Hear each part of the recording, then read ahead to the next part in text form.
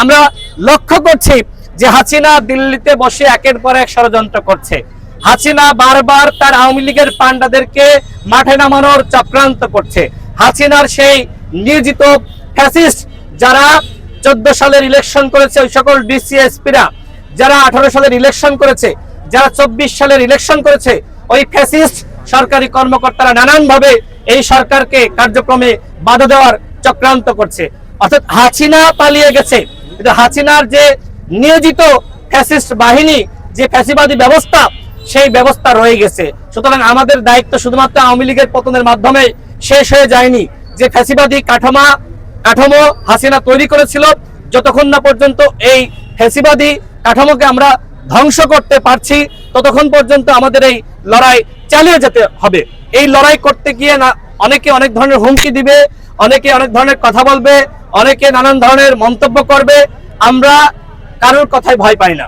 যেখান থেকে হুমকি আসবে সেখানে রাশেদ খান আগে গিয়ে গণমানুষকে সাথে নিয়ে প্রতিরোধ গড়ে তুলবে। আমাকে ভয় দেখিয়ে আমাকে চুপ রাখা যাবে না। এই ঝিনাইদহতে আমি এসেছি, আমি ফিরে যাওয়ার জন্য নয়। এই ঝিনাইদহ মানুষের কল্যাণে কাজ করব। কারোর যদি সাধ্য থাকে আসুক আমার সামনে, এসে আমাকে থামিয়ে দিক। আমাদের স্পষ্ট কথা, ঝিনাইদহতে এসেছি, অবশ্যই এই ঝিনাইদহের মানুষের উন্নয়নে আমরা কাজ করব। কেউ যদি মনে করে যে মানুষকে বিভ্রান্ত করবে, 2 কেজি মাংস আর 10 কেজি চাল আর ভোটের আগে 1000 টাকা দিয়ে ভোট কিনবে, সেই রাজনীতি বাংলাদেশে আর নাই ভাই। মানুষ এখন সচেতন, এবং ওই কেনা বেচার রাজনীতি, মাথা কেনার রাজনীতি যারা করতে আসবে তাদেরকেও গণ অধিকার পরিষদ প্রতিহত করবে। আমি তাদের জন্য স্পষ্ট বার্তা দিচ্ছি, যেহেতু আওয়ামী লীগ নিষিদ্ধ হয়েছে, সুতরাং এখন আর ওই মানবিক আর সামাজিক কাজের আড়ালে যারা আওয়ামী লীগের সাংগঠনিক কার্যক্রম পরিচালনা করার চেষ্টা করবে তাদেরকে প্রতিহত করা হবে।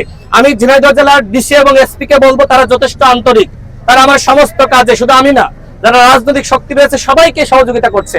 তারা কারোর সাথে বৈষম্য করছে না।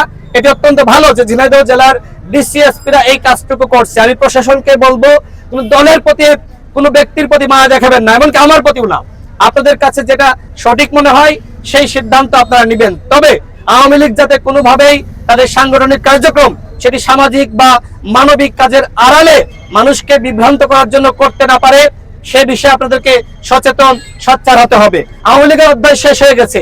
বাংলার মাটিতে আওয়ামী লীগ আর ফিরতে পারবে না। যেদিন হাসিনা পালিয়েছে সেদিন আওয়ামী লীগ বিলুপ্ত হয়ে গেছে।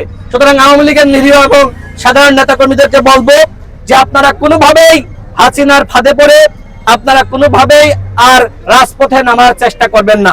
আরেকটি বিষয় বলি, দেখেন, এই ঝিনাইদহের যে সকল গুন্ডা মাস্তানরা যারা গ্রেপ্তার হয়েছে, তাদের অনেকে আমি শুনছি, আমার কাছে সাংবাদিকরা অভিযোগ জানিয়েছে, আমার কাছে ঝিনাইদহের মানুষ অভিযোগ জানিয়েছে, তারা কারাগারে বসে তারা মোবাইল ব্যবহার করছে।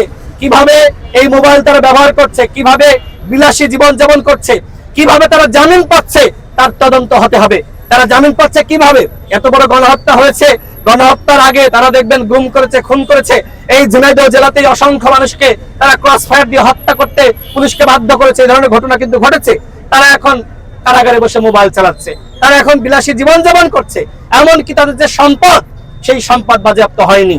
এই ঝিনাইদহ জেলাতে আমি লক্ষ্য করছি যে অনেকে আওয়ামী লীগের মাফিয়াদেরকে আশ্রয় প্রশ্রয় দিচ্ছে।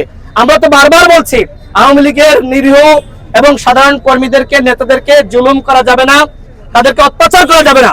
যারা গুম করেছে, খুন করেছে, যারা নিপীড়ন করেছে, অবশ্যই তাদেরকে জবাবদিহিতার আওতায় আনতে হবে।